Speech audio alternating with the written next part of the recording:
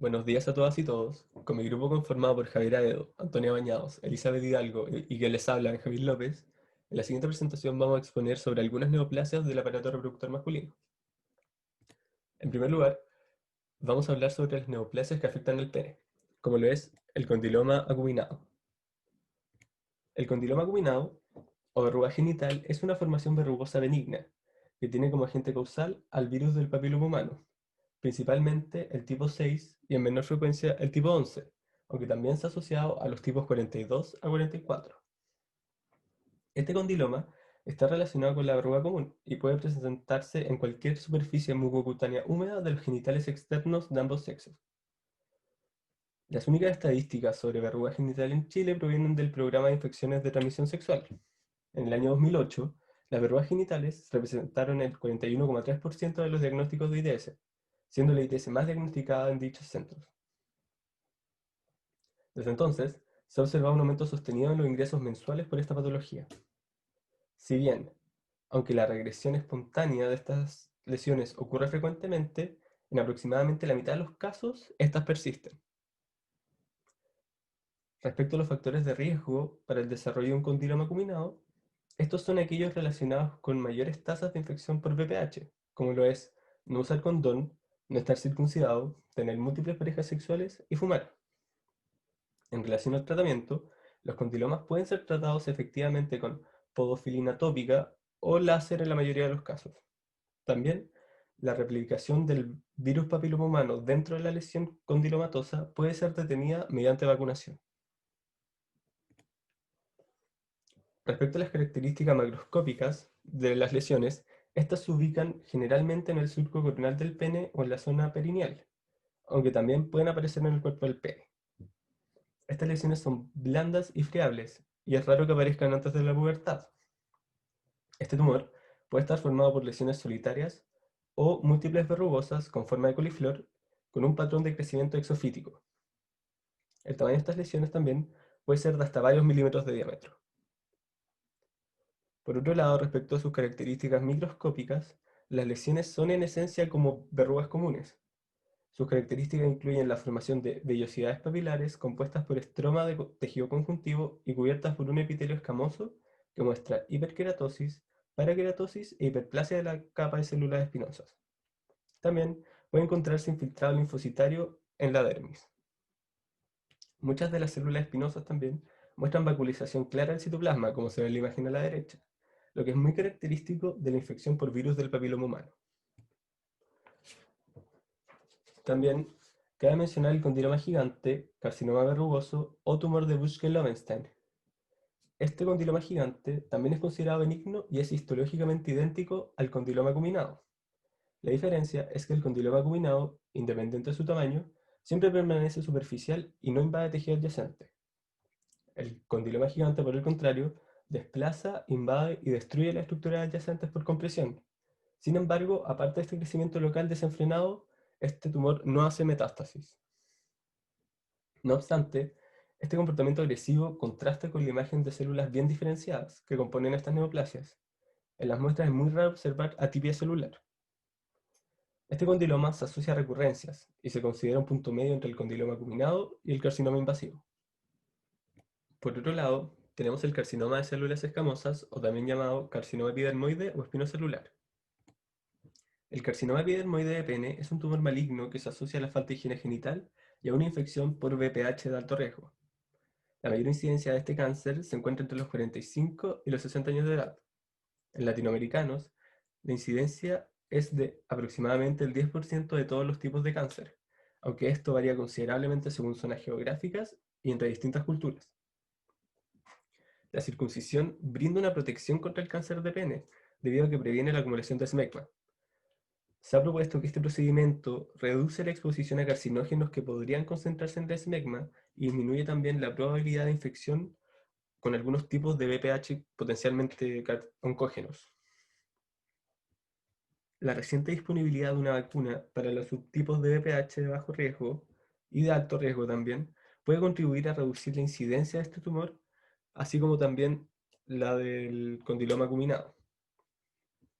Los factores de riesgo para el desarrollo del carcinoma epidermoide son entonces no estar circuncidado, tener una higiene deficiente, fimosis, tener múltiples parejas sexuales, la exposición al tabaco, entre otros. También, los hombres que tienen una pareja mujer que sufre de neoplasia cervical intraepitelial también tienen una incidencia mayor de neoplasias de pene. Como fue mencionado anteriormente, los agentes causales de este carcinoma es el virus del papiloma humano. La relación entre el cáncer de pene y el VPH ha sido bien documentada, y los tipos de VPH de alto riesgo, que son el 16 y el 18, están fuertemente implicados y su ADN se ha encontrado en el núcleo de las células malignas. Cabe mencionar también que el tipo 16 es el que se detecta más frecuentemente. No obstante, los tipos 31, 33, 45, 52 y 58 se han asociado también a carcinomas in situ e invasivos. Respecto a las características macroscópicas, el carcinoma epidermoide de pene se ubica en frecuencia decreciente en el frenillo, prepucio, glande y surco coronal, y se aprecian dos patrones macroscópicos de estas lesiones, el papilar y el plano. Las lesiones papilares simulan condilomas acuminados y pueden producir una masa fungoide que tiene forma de coliflor.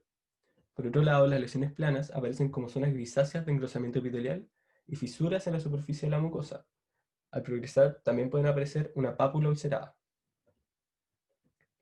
Respecto a las características microscópicas, el carcinoma espinocelular, tanto de tipo fungoso como de tipo ulceroso, generalmente es bien o moderadamente diferenciado y semeja en su morfología a tumores similares en otras partes del cuerpo.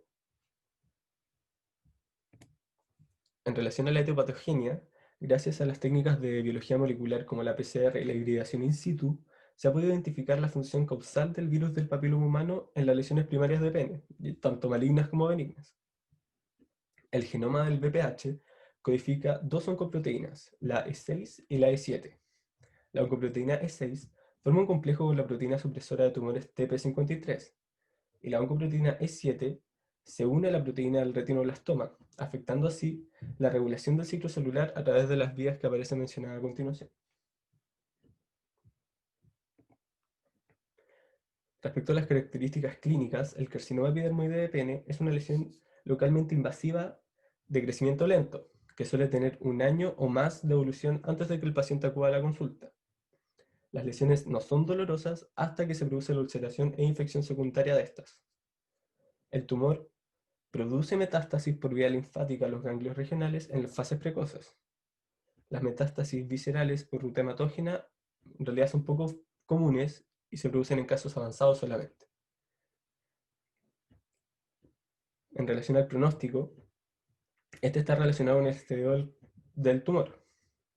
Cuando no hay invasión de los ganglios linfáticos, la tasa de supervivencia a los 5 años es del 66%, mientras que cuando existe metástasis a ganglios linfáticos, la supervivencia a los 5 años es del 27%.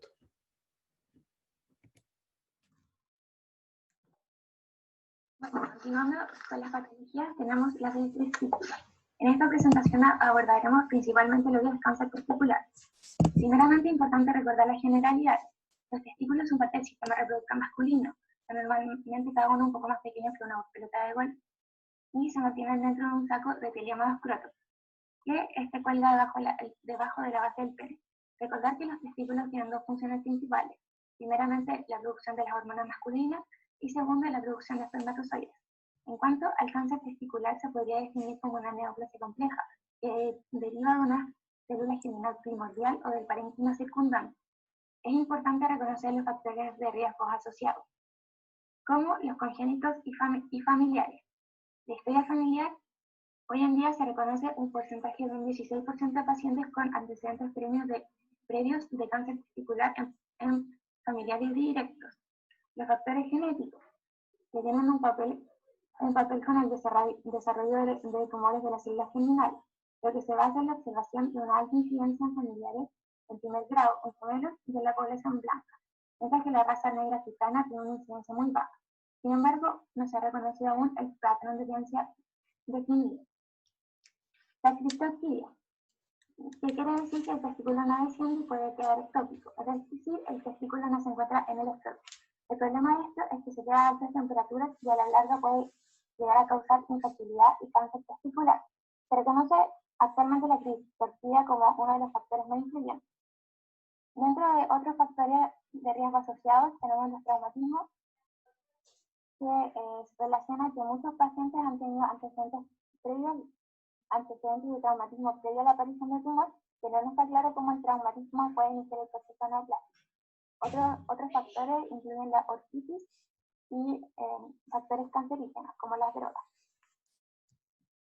En relación a la epidemiología, afecta al 1 al 5% de los varones en toda la neoplasia.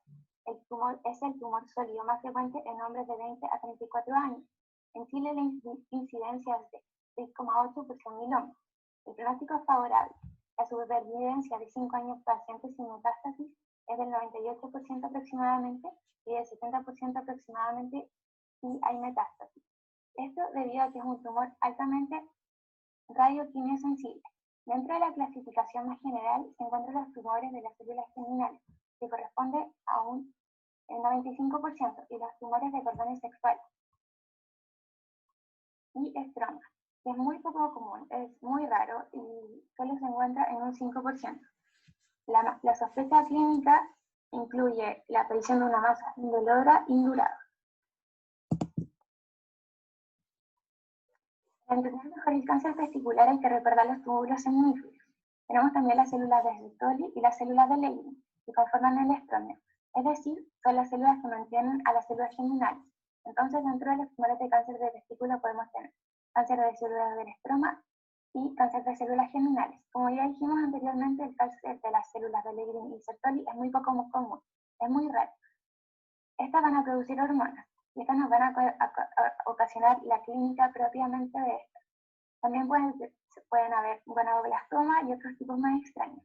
Sin embargo, para efectos de esta presentación nos vamos a focalizar en el cáncer de células germinales. El cáncer de células germinales es el más frecuente. Dentro de este grupo nos encontramos con los semiomas, que es el tipo más frecuente, y los no semiomas, que pueden ser varios tipos. En la clasificación, aquí es importante reconocer la patogénesis de los tumores testiculares, la cual sigue siendo controversial, excepto en el hecho de que la amplia mayoría de estos tumores se origina a partir de las células germinales. A partir de los conceptos actuales sobre la ectogénesis, han planteado los siguientes acuerdos y desacuerdos. Primeramente, los trastornos del desarrollo, tales como las criptorquidias, disgenesia gonadal y el síndrome de insensibilidad a los andrógenos, que son factores de riesgo importantes para los tumores testiculares de las células germinales.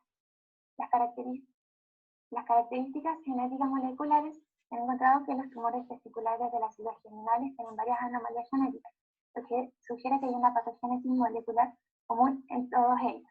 Primeramente, la hiperploidía, que es una característica casi constante en todos los tumores de las células germinales en el testículo. En segundo lugar, en más del 90% de los tumores testiculares, independientemente del tipo histológico, se encuentra el isocromosoma del brazo corto del cromosoma 12. De manera similar está presente la deleción del brazo largo del cromosoma 2. Y por último, la actividad de la telomerasa, que se encuentra presente en todos los tumores de las células germinales del testículo. Otras mutaciones incluyen los genes P53, citrina E y FAS. Una etapa preinvasiva del carcinoma in situ, denominada neoplasia intratubular de células germinales, generalmente precede al desarrollo de la mayoría de los tumores invasivos de células germinales en el testículo de los adultos. El carcinoma in situ se origina de los elementos espermatogénicos. Se encuentran en áreas de carcinoma in situ en los túbulos seminíferos adyacentes a la mayoría de los seminomas, carcinomas embrionarios y otros tumores mixtos de las células germinales.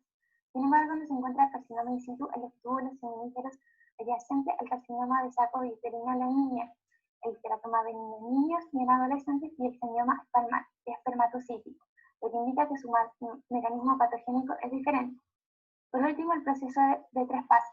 Las células germinales de los túbulos seminíferos experimentan una activación antes de sufrir una transformación maligna confinada a los túbulos seminíferos, y generalmente pasa una etapa invasiva por algún fenómeno epigenético. A pesar de que esta génesis secuencial explica el desarrollo de los tumores seminomatosos, no está claro si los tumores de células germinales no seminomatosos se desarrollan directamente o mediante alguna etapa intermedia. Bueno, en este cuadro mostramos los tipos histológicos de los tumores testiculares. Nos vamos a enfocar principalmente en los tumores de las células germinales. En el grupo de edad está comprendido entre los 15 y los 34 años. Los tumores de las células germinales testiculares presentan el tumor más frecuente y causan aproximadamente el 10% de las muertes por cáncer. Estos tumores son mucho más frecuentes en sujetos de raza blanca que los de raza negra, con una relación de 5 a 1. Se han hablado de diversos factores que influyen en este, como ambientales, la criptorquía, el síndrome de Klinefelter y también genéticos, como los diversos losis genéticos que se han asociado al riesgo de tumor de las células germinales familiares, entre ellos los genes que codifican el ligando para las tirosinas sinasas receptoras KIT y VAR, que como se recordará son importantes inductoras en la muerte celular por apoptosis. En cuanto a la patogenia, la mayoría de estos tumores se originan a partir de una lesión precursora denominada neoplasia intratubular de las células germinales. Las excepciones a esta norma la constituyen los tumores del saco vitelino y los teratomas. En pacientes pediátricos y el tenioma espermático en adultos, todos los cuales tienen un origen inicial. Las neoplasias intratubulares de las células germinales parecen producirse intraútero y quedan latentes hasta la pubertad, cuando pueden progresar a seminomas o tumores no seminomatosos. La lesión consta de células germinales primordiales atípicas con grandes núcleos y citoplasma claro, cuyo tamaño duplica el de las células germinales normales. Estas células conservan la expresión de los factores de transcripción OCT3, 4 y NANOG, que son importantes para el mantenimiento de las células madres pluripotenciales. En más del 90% de los tumores testiculares, independientemente del tipo histológico, como ya habíamos hablado anteriormente, se encuentra un isocromosoma del brazo corto del cromosoma 12 y una lesión del brazo largo del cromosoma 12. Ya, para centrarnos un poco más en la morfología, seleccionamos como grupo dos de los tumores testiculares que consideramos más importantes. Primeramente, el seminoma, que es el más frecuente, y se supone hasta el 50% de todos los casos de cáncer testicular. Su incidencia máxima está dada en la tercera década de la vida, contiene un isocromosoma P12 y expresan OCT3-4 y NANOG. El 25% de los seminomas contienen mutaciones activadoras de KIT. Respecto a su morfología macroscópica, se ve como una masa homogénea carnosa de color pálido y bien delimitada. También encontramos la división de los seminomas clásicos y seminoma espermatocítico. En cuanto a las imágenes microscópicas, en el bajo aumento se muestran las células claras del seminoma dividiéndose en lóbulos definidos por tabiques finos. El estudio con el microscópico revela grandes células con bordes celulares bien diferenciados, núcleos pálidos y núcleos prominentes e infiltrados linfocítico escaso. En cuanto al carcinoma embrionario, principalmente están en el grupo de los 20 a los 30 años de edad, son más agresivos que los seminomas pero menos frecuentes, comparten algunos factores con los seminomas como el OCT3-4, pero difieren en ser positivos para la citoqueratina y CD30 y negativos para CKIT. Al contrario del seminoma, el carcinoma embrionario es una masa trágica, como podemos ver. Y aquí se muestran láminas de las células indiferenciadas y también se muestra diferenciación glandular primitiva. Los núcleos son grandes y hipercromáticos. En cuanto a la clínica y el diagnóstico, típicamente el tumor testicular se manifiesta como una masa sólida indolora reconocida habitualmente por la autoexploración tras un traumatismo. El 10% del motivo de consulta pueden ser síntomas derivados de las metástasis, como un nódulo supraclavicular, tos, disnea, dolor abdominal, dolor lumbar, dolores osteoarticulares, edema de extremidades y menos frecuentes síntomas neurológicos centrales como convulsiones y confusión mental. Al examen físico destaca un aumento de volumen y o consistencia testicular irregular, poco sensible percibiéndose a veces una gónada más pesada.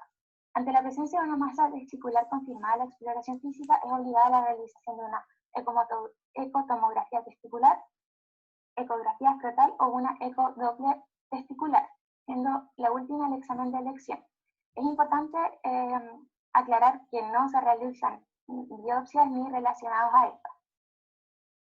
En cuanto a los marcadores tumorales, tenemos proteínas de elevada sensibilidad y relativa especificidad determinadas en suero por R y A. Tenemos la alfa-fetoproteína, la DHCG y la LDH. La alfa-fetoproteína nunca se eleva en el coriocarcinoma ni en el seminoma puro, tiene una vida media de 5 a 10 días. La subunidad beta de la gonadotropina coriónica humana se eleva en el 100% de los coriocarcinomas y en el 30% de los seminomas puros. Puede estar elevado en cualquier tumor no seminomatoso. Tiene una vida media de 2 a 3 días y puede estar elevada en otros tumores, como los digestivos, de pulmón, de mama y en fumadores de marihuana también. La lactato deshidrogenasa puede elevarse en cualquier tipo histológico y está en relación al grado de destrucción celular asociada al tumor. Su obtención previa a la cirugía es obligatoria pese a la alta sospecha diagnóstica en la eco y en la exploración física. También han de obtenerse tras la cirugía.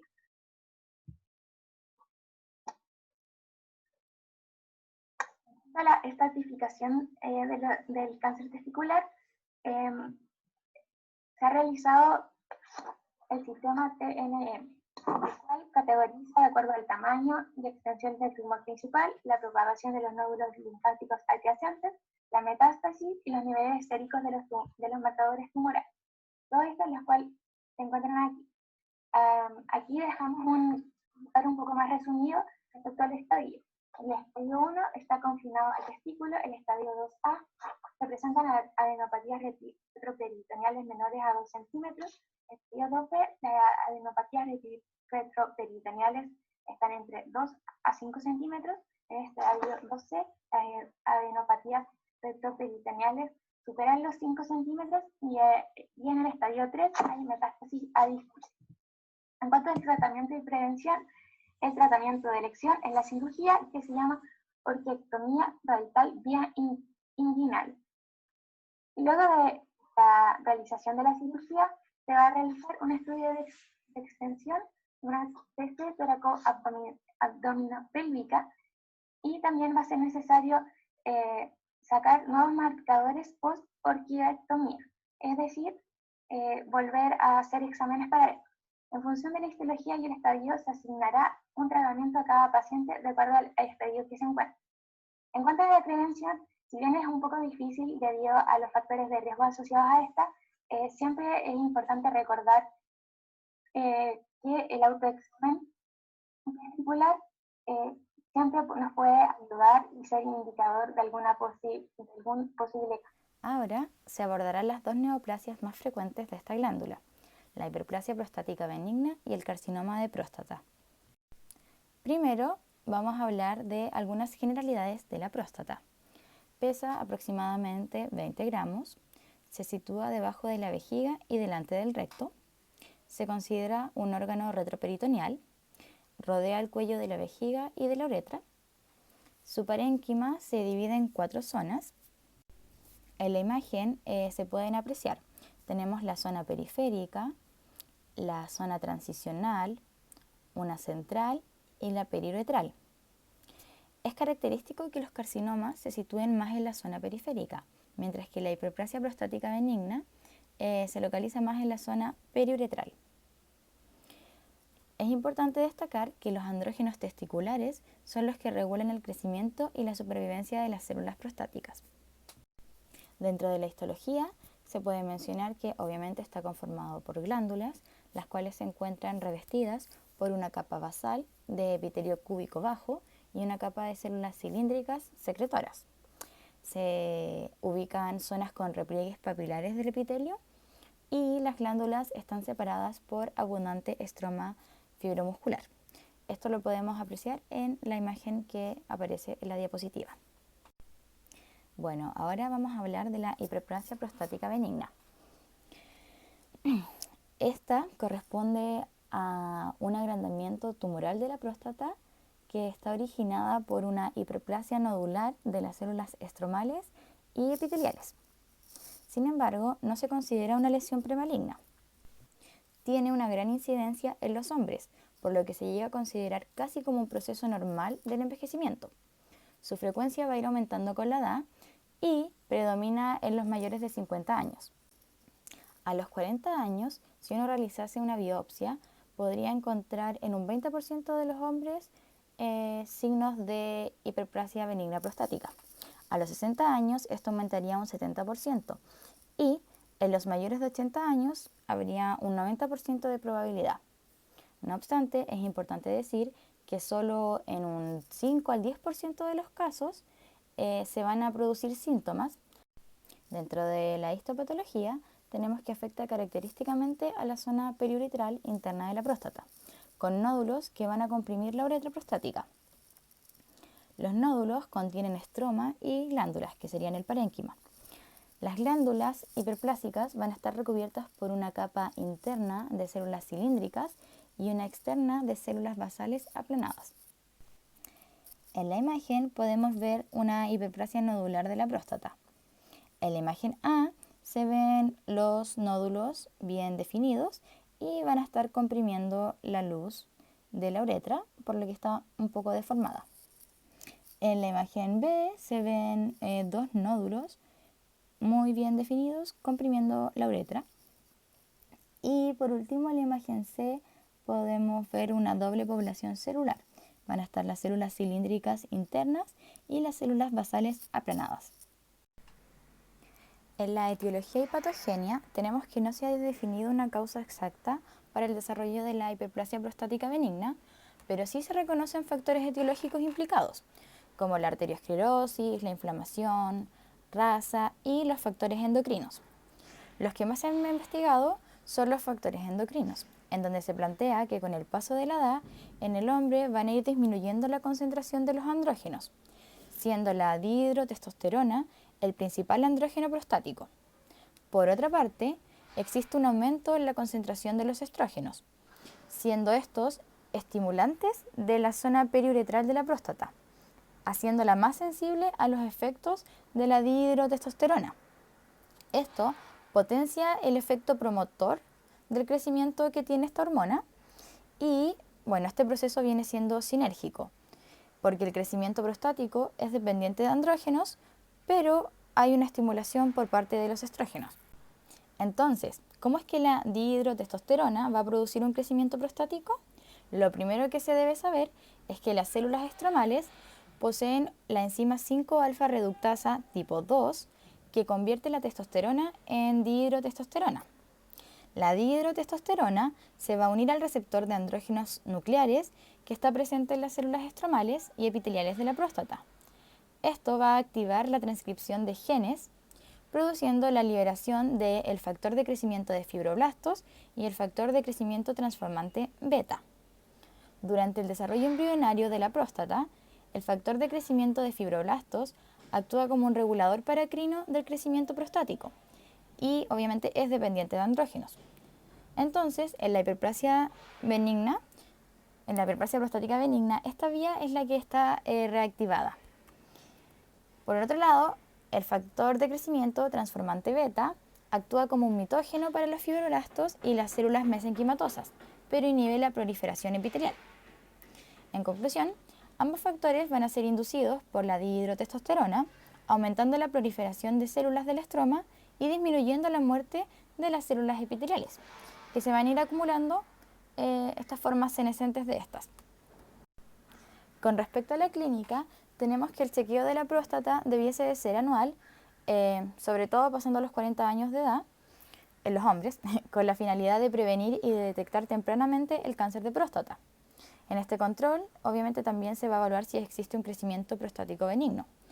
Lo usual es que se realice un tacto rectal digital, donde si existe una hiperplasia, se va a sentir una glándula lisa, firme y de consistencia gomosa. Como se mencionó, la hiperplasia prostática benigna es muy frecuente, pero no en todos los casos va a presentar una sintomatología. Entonces, no requiere tratamiento en los casos asintomáticos, sino una evaluación, un control para ir viendo cómo va su crecimiento y si se llegan a presentar síntomas.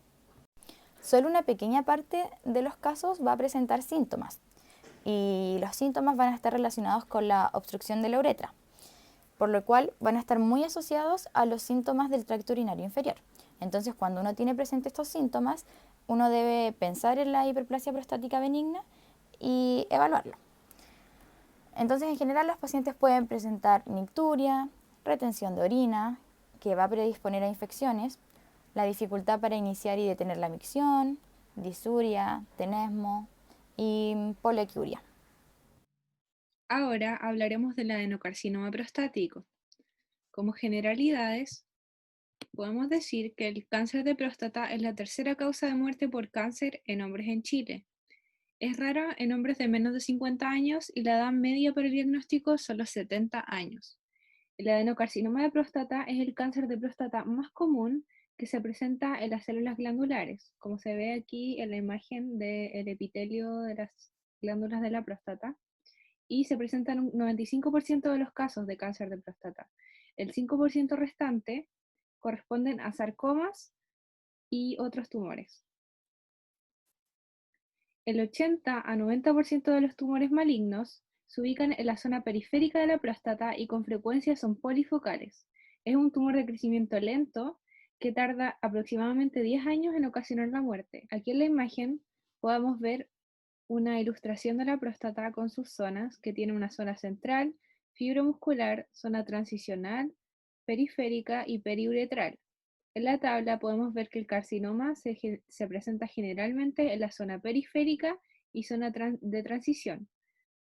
La zona periférica sería esta y la zona de transición sería esta. Con respecto a la etiología y los factores de riesgo, se sospecha la participación de varios factores, tales como la edad, la raza, factores ambientales, hormonales y antecedentes familiares, pero no se ha demostrado que ninguno sea el causante. Los antecedentes familiares son un factor de riesgo importante, ya que hombres con antecedentes familiares importantes de cáncer de próstata tienden a desarrollar la enfermedad en edades más tempranas, y comparado con hombres que no tienen antecedentes familiares, tienen un riesgo doble de desarrollar la enfermedad, que llega a ser incluso 5 veces mayor cuando los afectados son 2 familiares de primer grado, debido a que existen muchos polimorfismos hereditarios que participan en el desarrollo de este cáncer. Sin embargo, aunque se han identificado muchas anomalías genéticas con pérdida o ganancia de función, ninguna de ellas se observa en más del 10% de los pacientes con cáncer de próstata. Por tanto, no es un factor tan relevante. La edad mayor a 50 años es otro factor de riesgo, ya que se ha evidenciado que la incidencia de esta enfermedad aumenta en este periodo de vida. La raza también podría influir, ya que este cáncer es infrecuente entre los asiáticos y más frecuente en pacientes de raza negra. Además, la incidencia del cáncer de próstata en hombres afroamericanos es casi el doble que la descrita en americanos blancos. Esto podría estar relacionado con la variación del gen del receptor de andrógenos. Este gen está ligado al cromosoma X y contiene una secuencia polimorfa compuesta por repeticiones del codón CAG, que codifica la glutamina. La expansión muy grande de estos codones provoca un trastorno neurodegenerativo grave, pero en sujetos normales se observa una variación suficiente de la longitud de las repeticiones CAG para afectar la función de los receptores de andrógenos. Los receptores de andrógenos con las extensiones más cortas de poliglutamina tienen la mayor sensibilidad a los andrógenos. Se encuentran repeticiones de poliglutamina más cortas como media en los afroamericanos. Sujetos de raza blanca tienen una longitud intermedia y los asiáticos muestran la más larga. Unos resultados paralelos a la incidencia y la mortalidad del cáncer de próstata en estos grupos. Por esto, los individuos de raza negra con esta mutación en el gen tendrían una mayor sensibilidad a los andrógenos y mayor probabilidad de desarrollar cáncer. Dentro de los factores ambientales, se ha sospechado que la dieta podría tener un rol importante, como el aumento del consumo de grasas o carcinógenos presentes en carnes rojas cocinadas a la brasa. También se sospecha que otros productos de la dieta previenen o retrasan el desarrollo del cáncer de próstata, como los licopenos, los derivados de la soya y la vitamina D. Además, se ha visto que la incidencia del cáncer de próstata clínicamente significativo en la región asiática parece estar aumentando a medida que la dieta en Asia se occidentaliza, pero se desconoce si este efecto se debe a factores alimentarios o a cambios en el estilo de vida. Con respecto a factores hormonales, que podrían estar implicados, los andrógenos desempeñan un importante papel en el desarrollo de este cáncer. Al igual que las células prostáticas normales, el crecimiento y supervivencia de las células cancerosas prostáticas depende de los andrógenos, que se unen a los receptores androgénicos mencionados anteriormente e inducen la expresión de genes inductores de crecimiento y supervivencia. La importancia de los andrógenos en sí se comprueba con el efecto terapéutico de la castración o del tratamiento con antiandrógenos. En esta imagen podemos observar en A un tumor en crecimiento, con los receptores de andrógenos, los andrógenos y el gen que codifica estos receptores. Luego de la castración química, el tumor detiene su crecimiento, ya que ya no hay andrógenos para que se unan al receptor y siga creciendo la célula cancerosa, pero luego de la castración química, el cáncer se podría volver resistente y generar mecanismos de adaptación para empezar a crecer de nuevo. Los tumores pueden generar resistencia a la castración o al tratamiento con antiandrógenos por mecanismos como adquisición de hipersensibilidad ante niveles bajos de andrógenos, activación de receptor de andrógenos dependiente de ligando, mutaciones de los receptores que permiten su activación mediante ligandos no androgénicos y por otras mutaciones o cambios epigenéticos que activan las vías de señalización alternativa y que pueden evitar la necesidad final de los receptores de andrógenos. En la morfología, podemos decir que en 70% de los casos el carcinoma de próstata surge en la zona periférica de la glándula, clásicamente en una localización posterior donde se puede palpar en el tacto rectal. Aquí podemos ver una imagen de un corte de próstata y esta zona más blanca que se ve aquí abajo corresponde al cáncer. El tejido normal se ve de una manera esponjosa. Típicamente, al corte macroscópico de la próstata, el tejido neoplásico es arenoso y firme, como indiqué acá. La extensión local afecta principalmente al tejido periprostático, como a las vesículas seminales y a la base de la vejiga, provocando obstrucción uretral en la enfermedad. Aquí podemos observar la próstata y las estructuras que tiene más cerca que podrían estar afectadas en el cáncer. También podemos ver metástasis por vía linfática hacia los ganglios obturadores y finalmente hacia los ganglios paraaórticos. La diseminación hematógena tiene lugar principalmente hacia los huesos, en particular en el esqueleto axial. Algunas lesiones se diseminan hacia las vísceras, pero es poco común. Los huesos afectados en la metástasis en orden descendente de frecuencia son la columna lumbar, el fémur proximal, la pelvis, la columna torácica y las costillas. Respecto a la gradación y estadificación de este cáncer, podemos decir que son particularmente importantes en el cáncer de próstata, ya que son los mejores factores predictivos del pronóstico. Este cáncer tiene una variabilidad en el comportamiento clínico que va desde cánceres muy agresivos, mortales, a cáncer clínicamente inaparentes, descubiertos de manera incidental. Para la gradación de este cáncer, utilizamos la puntuación de Gleason, que clasifica en 5 grados al cáncer ajustado a los patrones de diferenciación glandular. El grado 1 representa los tumores mejor diferenciados, en los que las glándulas neoplásicas son uniformes de aspecto redondeado y se organizan en nódulos bien delimitados. Por el contrario, los tumores de grado 5 no muestran diferenciación glandular y las células tumorales se infiltran en el estroma en formas de cordones, láminas y nidos. Aquí en la imagen podemos ver cómo van el cáncer desde el grado 1 hasta el 5. En esta tabla podemos observar el sistema de puntuación de Gleason. Cuando se realiza la biopsia del cáncer de próstata, la mayoría de los tumores contienen más de un patrón, en cuyo caso se asigna un grado principal del patrón dominante y un grado secundario al segundo patrón más frecuente. Los dos grados numéricos se suman y se obtiene un grado de puntuación de Gleason combinado. Como ejemplo, podemos tener un tumor con grado dominante 3 y grado 4 secundario, que tiene una puntuación de Gleason 7. Los tumores que solo muestran un patrón se tratan como si los grados primario y secundario fueran el mismo, por lo tanto se multiplica el valor. Por ejemplo, si tuviéramos un grado 3 dominante y secundario, tendría una puntuación de 6.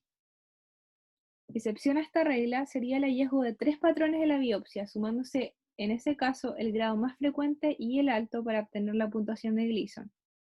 Las puntuaciones de Gleason se combinan a menudo en grupos de comportamiento biológico similar, de forma que los grados 2 a 6 corresponden al cáncer bien diferenciado con excelente pronóstico, el grado 3 más 4 igual 7 corresponde a tumores moderadamente diferenciados, el grado 4 más 3 igual 7 se asigna a tumores moderadamente o mal diferenciados, y el 8 al 10 se aplican a tumores indiferenciados de biología agresiva.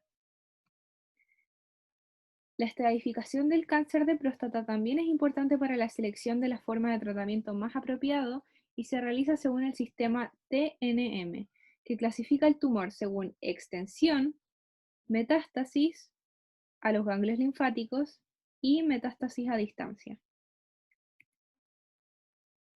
En el diagnóstico podemos encontrarnos en dos escenarios distintos, con un cáncer asintomático silencioso que corresponde a la mayoría de los pacientes y es el escenario más frecuente.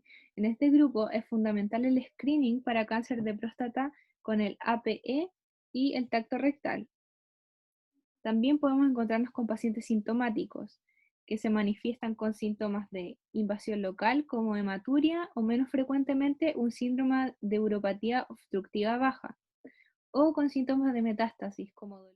El screening mencionado anteriormente consiste en la realización de un tacto rectal y la medición del antígeno prostático específico, APE, en pacientes con o sin síntomas desde los 50 a los 75 años. Se debe adelantar 10 años en hombres con antecedentes familiares de primer grado con cáncer de próstata. El tacto rectal evalúa el tamaño, la consistencia, movilidad, delimitación y regularidad de la próstata. El cáncer puede producir irregularidades en la superficie de una próstata inmóvil, sólida, pétrea y mal delimitada. El tumor se localiza preferentemente en la periferia, como ya mencioné anteriormente. Si tiene un tacto rectal sospechoso, como un nódulo duro o una consistencia aumentada, o un antígeno prostático específico alterado, debe ser derivado a especialista y realizarse una biopsia de próstata. Gracias por su atención.